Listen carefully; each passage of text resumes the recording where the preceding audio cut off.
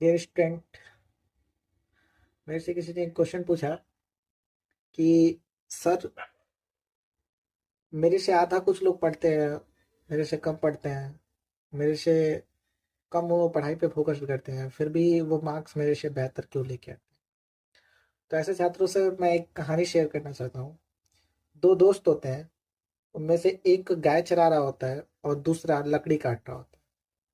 दोनों एक दिन जंगल में जाते हैं गाय चराने और लकड़ी काटने। तो जो एक दोस्त होता है जो गाय चराता है, वो अपने गाय को छोड़ देता है, चुपचाप बैठ जाता है, मस्ती करता है।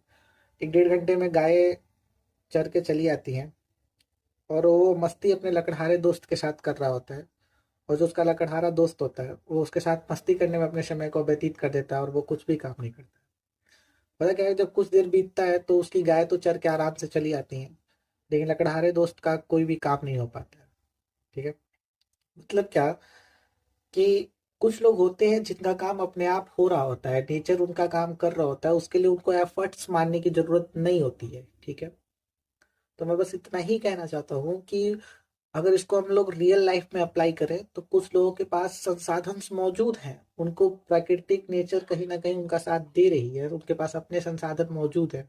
ठीक है ना, उसके तहत वो काम कर रहे हैं तो वो आगे जा रहे हैं। ठीक है ना, अगर आपके पास संसाधन मौजूद नहीं है तो आपके पास जो भी लिमिटेड संसाधन है, आप उसका सही से प्रयोग करिए, उसको अच्छी तरह से यूज करिए। हो सकता है कि आपको एफर्ट मारने के बाद आपका काम दिखाई दे, आपका इम्पैक्ट दिखाई दे। जैसे अगर उस लकड़हारे दोस्त ने अपना समय व्यतीत न करके थोड़ा सा काम किया होता तो उसका भी इफेक्ट दिखाई देता कि उसके जीवन में भी कुछ करने से कुछ हो रहा है। ठीक है। तो ऐसे दोस्तों के साथ या ऐसे चीजों में अपना समय व्यतीत ना करें। आप अपने समय का पूर्ण प्रयोग करें। और कौन क्या कह रहा है, कौन क्या सुन रहा है, कौन क्या बता रहा है, इस पे भी फोकस ना करें।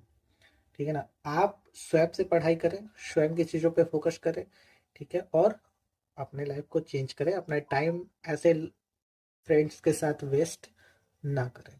क्योंकि आपका सिचुएशन, आपका कंडीशन, आपकी चीजें सिर्फ और सिर्फ आप समझ सकते हो। सो अपने मौजूदा संसाधनों के हिसाब से अपनी तैयारी करिए। धन्यवाद।